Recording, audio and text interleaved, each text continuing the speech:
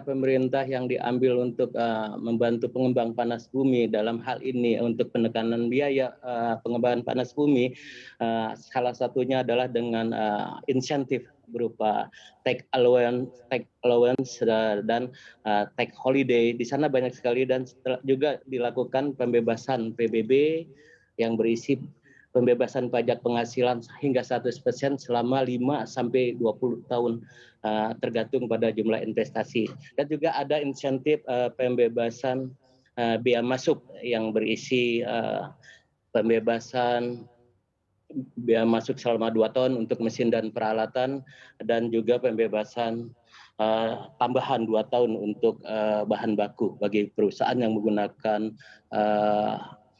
mesin dan peralatan lokal. Dan yang tidak kalah pentingnya, selain dari sisi insentif di pengurangan pajak penghasilan tersebut, juga adanya kebijakan dari pemerintah di sini, eksplorasi panas bumi oleh pemerintah. Di sini kegiatan ini akan mengurangi risiko eksplorasi sekaligus mengurangi biaya eksplorasi pada tahap awal pengusahaan panas bumi. Jadi poin-poin ini yang dilakukan, yang diambil oleh pemerintah, langkah-langkah ini semoga investor tertarik untuk berinvestasi dalam pengembangan panas bumi di Indonesia ini. Terima kasih Pak Gibran.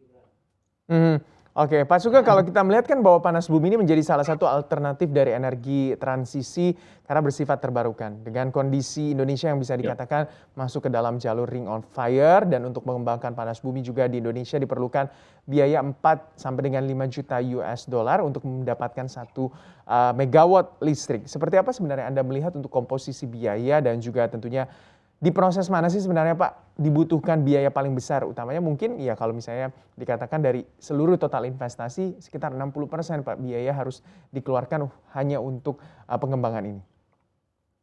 Baik, saya jawab ya. Jadi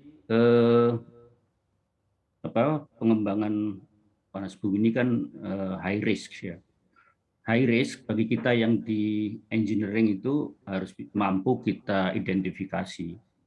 Ya, high risk-nya itu bisa dari sisi safety, berbagai jenis safety dari nature-nya, dari man-made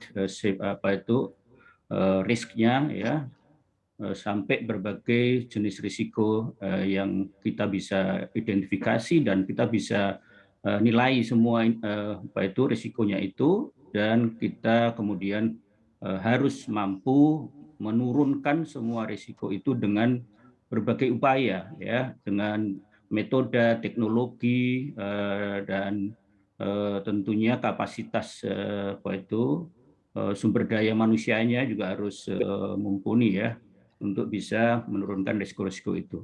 Nah, dari situlah sebetulnya kita bisa menakar harga risiko dan menjadi investasi.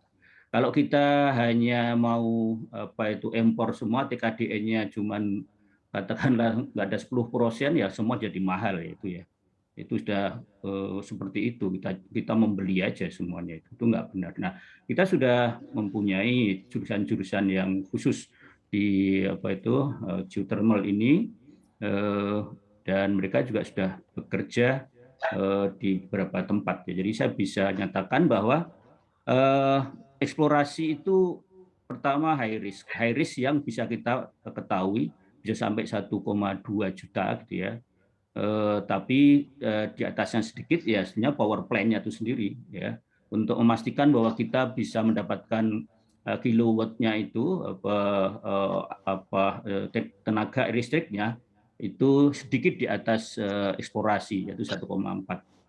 Ya, yang lain-lain itu web pipeline, facilities dan sebagainya itu hanya di bawah 1 ya, malah bawah setengah juta malah ya.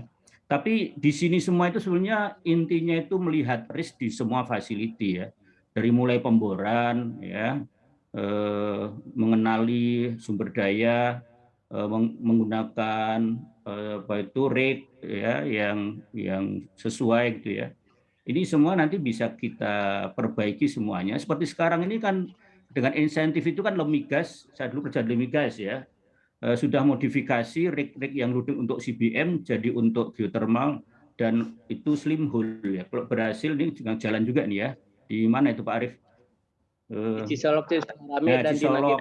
Ya, ini juga kalau berhasil, waduh, bisa hampir 60% itu dari nilai pemboran ya itu ya. Karena pemboran eksplorasi itu sebetulnya mengidentifikasi potensi saja. Kalau sudah jelas dibawa ke laboratorium, kita tahu pokok cadangannya gitu ya, sehingga kita bisa melihat berapa sih investasi dari mulai sumber daya yang sekian jenis daripada sumber geotermalnya, pengembangan lapangannya, dan seterusnya itu. Untuk informasi lebih lengkap dan berita terkait, klik link deskripsi. Dan jangan lupa juga untuk download aplikasi CNBC Indonesia yang tersedia di Play Store dan juga App Store. Jangan lupa subscribe ya.